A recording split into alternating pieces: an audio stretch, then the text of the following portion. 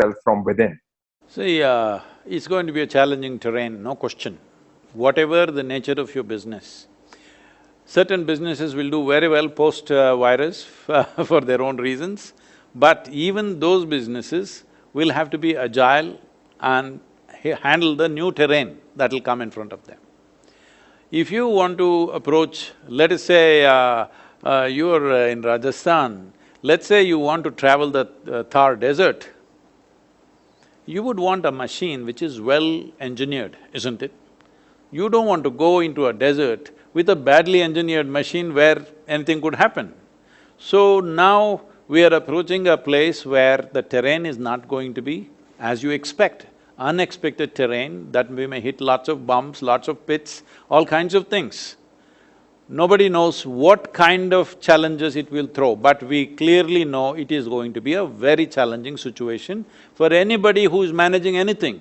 Businesses, nations, institutions, individual lives, everybody will have their own kind of challenges. So when this happens, the most important thing is that you're well engineered. What does engineering mean? See, we say something is well engineered because it functions the way we want it, isn't it? If a machine functions the way we want it, if the building functions the way we want it, we say this is a well-engineered structure. So similarly, in your life, your body, your mind, your emotion, your energy should work for you. Just now he was mentioning about fear. Fear, anxiety, anger, resentment, hatred, whatever, anything that is unpleasant within you, for this, people may go on giving many reasons. Today, there are over 72,000 exotic names for psychological disorders of various kinds. You can give as many names as you want, but essentially what has happened is, your intelligence is turned against you for some reason, whatever the reason. Fundamentally, your intelligence is turned against you. There are only two kinds of sufferings in human life, physical suffering and mental suffering. If the virus gets us, then there is physical suffering, that's a different matter, we need to deal with it completely differently. The rest is all mental suffering. 95% of human suffering is mental suffering. What mental suffering means is, you are on… when it comes to suffering, you are on self-help. You don't need any outside help. Right now, sitting at home, you will think about something that may happen 10 days ago and already suffer something which does not exist. What is it that human beings are suffering? What happened 10 years ago, they still suffer. What happened 10 years ago does not exist. So what you are suffering is, you're suffering your memory. Or what may happen day after tomorrow, they already suffer. This means you're suffering your imagination. So if you're suffering your memory and imagination, one thing we need to understand is that as human beings, we have a very vivid sense of memory. That's why our lives are so rich. No other creature on this planet has the kind of memory and detailed memory as we have. And no other creature has a fantastic sense of imagination that human beings have. Now you're suffering your memory, you're suffering your imagination means you're suffering your evolution of becoming a human being. So most people would like to have half the brain that they have right now so that they can be peaceful. So when it doesn't work, that's why they soak it in alcohol so that half is preserved for some other time, and they feel little peaceful for some time.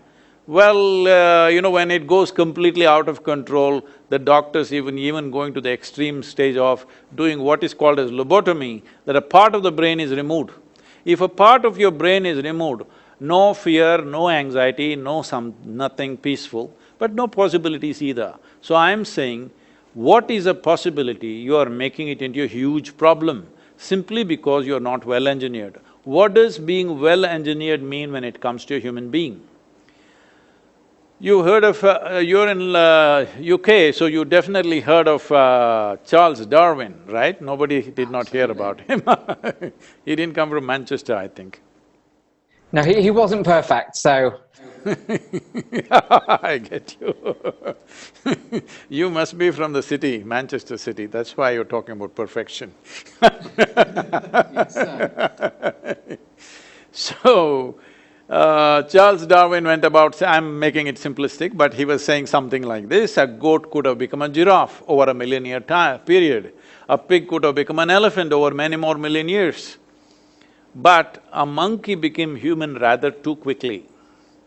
So quickly that anthropologists are continuously looking for a missing link which they have not found yet. So what it means is, in terms of DNA difference, if you look at it, between a chimpanzee and yourself, the DNA difference is only 1.23%. 1.23% is not much of a difference. So physiologically, we are very, very close to a chimpanzee. But in terms of our intelligence and our competence and our awareness, we are worlds apart from a chimpanzee. So right now, human problem is just this, they have an intelligence for which they don't have a stable enough base, so they are suffering their own intelligence. You can call it tension, fear, anxiety, madness, misery, whatever you want to call it. Essentially, human beings are suffering their own intelligence. Intelligence is a solution. Intelligence is not a problem. Unfortunately, most people are experiencing this as a problem. This is why inner engineering becomes very, very significant. If you're an entrepreneur, you must understand you're into a venture. You're in a venture means it is just one step short of an adventure, okay? You're seeking challenges. If you did not want challenges, Rajasthan government would have been a fine place, to work. But you become an entrepreneur because you're consciously seeking a challenge. This means you're into a venture which is not an adventure but just one step short of that. That means you should not suffer unexpected situations. Unexpected situations, undefined situations means for an entrepreneur, there are a million possibilities in that, he has to look at it.